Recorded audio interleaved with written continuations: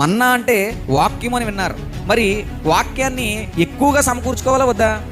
ఎక్కువగా సమకూర్చుకోవాలి. మరి ఎక్కువగా సమకూర్చుకుంటే ఏమవుతుందో చదువుదాం రండి. వారు మోషే మాట వినక కొందరు ఉదయం వరకు దానిలో కొంచెము మిగిల్చుకొనగా అది పురుగు పట్టి కొంపు కొట్టెను అన్నాడు. ఇప్పుడు వాక్యాన్ని మీరు ఎక్కువ కూర్చుకుంటే ఏమవుతుంది చెప్పండి? బట్ మన్నాన్ని ఎక్కువ కూర్చుకుంటే ఏమవుతుంది చెప్పండి? పురుగు పట్టి కంపు కొడుతుంది. ఇప్పుడు ఇది వాక్యానికి ఏమైనా ప్యాచ్ అవుతుందా? మరి ఎంతకాలం మీరు మన్నా మన్నా మన్నా అని ఎందుకు విన్నారు అంటే మీరు అడిగేవాళ్ళు లేకపోతే ఏమైనా చెప్పేస్తారనమాట. లేఖనాల ప్రకారము ఇది ఏమాత్రము ప్యాచ్ అవ్వదు.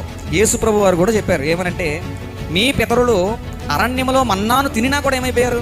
చచ్చిపోయారు. ఇప్పుడు దాని ప్రకారము మన పితరులు వాక్యం వినినా కూడా ఏమైపోయారు? మనుషుడు రొట్టె వలన కాదు, దేవుని నోట నుండి వచ్చే మాట అంటే వాక్యమే, అంతే కదండి. అంటే దేవుని నోట నుండి వచ్చి మాట వలన జీవిస్తాడని చెబితే మరి ఇప్పుడు మన్నాతో కంపేర్ చేస్తే మరి మన్నాను తింటే ఏమైంది? మన్నాను తినినా కూడా చనిపోయిరి అన్నాడు.